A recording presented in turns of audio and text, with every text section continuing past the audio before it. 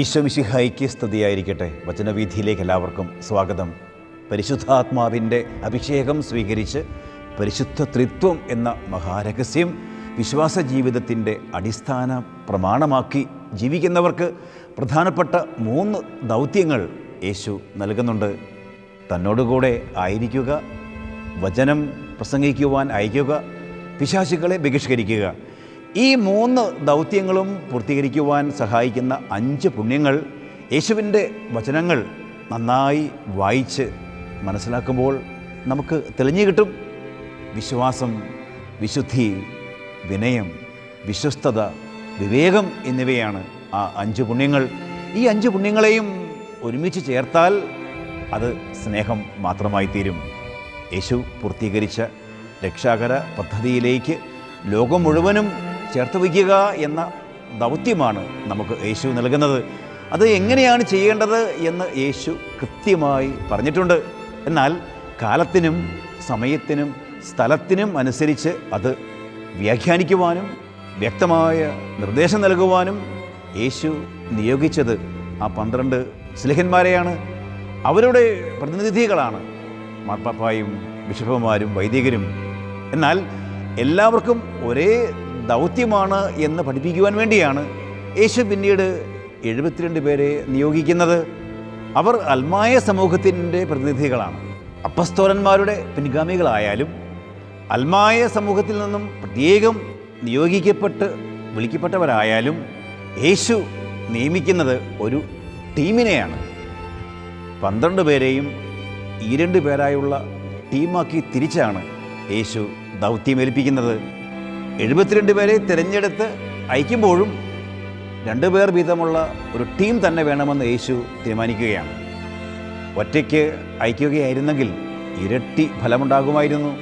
എന്നാൽ ഇരട്ടി ഫലം വേണ്ട, പകുതി മതി. കാരണം 2 or 3 പേരുള്ള ഇടങ്ങളിൽ മാത്രമേ യേശു ഉണ്ടായിരിക്കുകയുള്ളൂ എന്ന് യേശു നേരത്തെ പഠിപ്പിച്ചിട്ടുണ്ട്.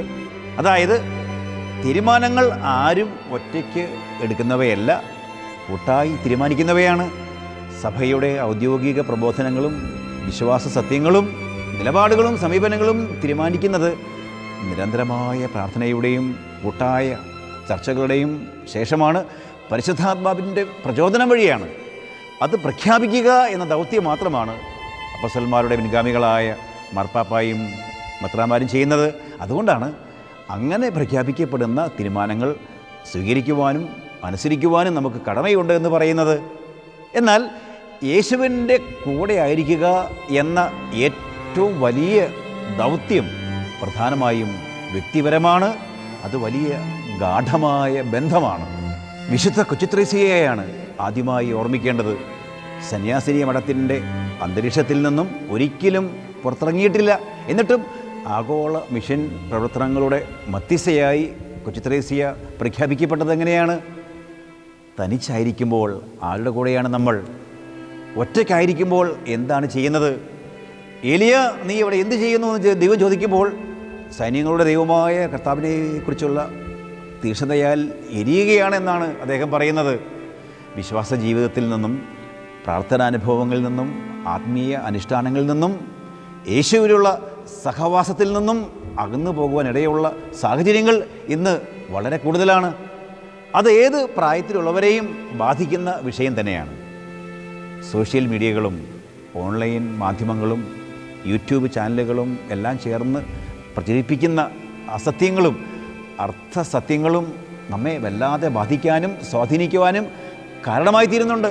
അതുകൊണ്ടാണ് തന്നോടുകൂടെ ആയിരിക്കുക എന്നത് യേശു ഏറ്റവും പ്രധാനമായി കാണുന്നത്. സഭയുടെ പ്രേക്ഷിത പ്രവർത്തനത്തെക്കുറിച്ചുള്ള വത്തിക്കാൻ കൗൺസിലിൻ്റെ പ്രമാണരേഖ ആരംഭിക്കുന്നത് തന്നെ സഭ സ്വഭാവത്താലേ പ്രേക്ഷിതയാണ് എന്ന് പറഞ്ഞുകൊണ്ടാണ്. ഓരോ ക്രൈസ്തവനും കത്തോലിക്ക വിശ്വാസിയും സ്വയമേവ വ്യക്തിപരമായി പ്രേക്ഷിതനാണ് എന്ന് കൃത്യമായി അറിഞ്ഞിരിക്കണം. യേശുവിൻ്റെ കൂടെയാണ് ചിന്തിക്കുന്നത്, പറയുന്നത്, പ്രവർത്തിക്കുന്നത്, ജീവിക്കുന്നത് എന്ന് ഉറപ്പുവരുത്തലാണ് ഈ പ്രേക്ഷിത വൃത്തിയുടെ ആദ്യ സ്വഭാവം. അത് കുടുംബത്തിലൂടെ, സമൂഹത്തിലൂടെ, പ്രവർത്തിക്കുന്ന ഇടങ്ങളിലൂടെ, ജീവിക്കുന്ന ചുറ്റുപാടുകളിലൂടെ ഒരേ സമയം വളർത്തിയെടുക്കുകയും മറ്റുള്ളവരിലേക്ക് പകർന്നു കൊടുക്കുകയും ചെയ്യുക എന്നതാണ് ഈ പ്രേക്ഷിത വൃത്തിയുടെ അടുത്ത ചുവട്? താമരശ്ശേരി രൂപതയിലെ KCYM അംഗങ്ങൾ ആദ്യം കാണുമ്പോൾ പരസ്പരം അഭിസംബോധന ചെയ്യുന്ന മാതൃകായോഗ്യമായ ഒരു സ്വഭാവമുണ്ട്. ഈശോ മിശിഹായിക്ക് സ്തുതിയായിരിക്കട്ടെ. ക്രൈസ്തവ ആത്മീയ ജീവിതത്തിന് ചേർന്ന രീതിയിൽ സംസാരിക്കാനും പ്രവർത്തിക്കുവാനുമുള്ള ഒരു പ്രചോദനം ലഭിക്കുവാൻ ഇങ്ങനെയുള്ള പരിശീലനം സഹായിക്കുന്നുണ്ട്. ഇങ്ങനെ കിട്ടുന്ന ഊർജമാണ് 2-3 ദൗത്യങ്ങളിലേക്ക് നമ്മെ നയിക്കുന്നത്. പ്രസംഗിക്കാൻ അയക്കുക, പിശാചുക്കളെ ബഹിഷ്കരിക്കുക. ഒന്നാമത്തെ വചന പ്രഘോഷണവും പ്രേക്ഷിത പ്രവർത്തനവും എന്നത് എവിടെയാണോ ആയിരിക്കുന്നത് അവിടെ ആയിരുന്നു കൊണ്ട് മറ്റുള്ളവർക്ക് വേണ്ടി നടത്തുന്ന മധ്യസ്ഥ പ്രാർത്ഥനയാണ്. പ്രാർത്ഥനയും ഉപവാസവും കൊണ്ടല്ലാതെ ഈ വർഗം ഒഴിഞ്ഞു പോവുകയില്ല എന്ന് യേശു നേരത്തെ പഠിപ്പിക്കുന്നുണ്ട്. രണ്ടാമത്തെ വചന പ്രഘോഷണം ലോകം മുഴുവനും തിന്മ ചെയ്താലും അസത്യം പ്രവർത്തിച്ചാലും ഞാൻ സത്യദൈവമായ യേശുവിൽ ഉറച്ച് വിശ്വസിച്ചുകൊണ്ടുള്ള ജീവിതം നയിക്കും എന്നതാണ്. ഇതുവരെ പരിശീലിച്ചു വന്ന ആത്മീയ ജീവിതത്തെ, തിരുസഭയോടൊത്തുള്ള സ്വർഗീയ തീർത്ഥാടനത്തെ തടസ്സപ്പെടുത്തുന്ന എല്ലാ പ്രതിബന്ധങ്ങളെയും അതിജീവിച്ചുകൊണ്ട് മുമ്പോട്ട് പോകും എന്നുള്ളതാണ്. മൂന്നാമത്തെ വചനപ്രഘോഷണം ജീവിക്കുകയും പ്രവർത്തിക്കുകയും ചെയ്യുന്ന മേഖലകളിൽ ചെയ്യുന്ന പരസ്നേഹത്തിൻ്റെ പ്രവൃത്തികളാണ്. തിന്മ പ്രവർത്തിക്കാതിരുന്നത് കൊണ്ട് മാത്രം പ്രേക്ഷിത വൃത്തിയാകുന്നില്ല. നന്മ പ്രവർത്തിക്കുമ്പോഴാണ് അത് പൂർണ്ണമായി തീരുന്നത്.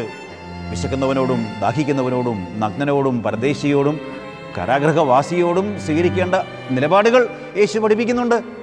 നാലാമത്തെ പ്രേക്ഷിത പ്രവർത്തനം എന്നത് സോഷ്യൽ മീഡിയയിലും മാധ്യമങ്ങളിലും നമ്മൾ നടത്തേണ്ട പ്രതികരണം, പ്രതിഷേധം, പ്രസ്താവന, പ്രഘോഷണം എന്നിവയാണ്.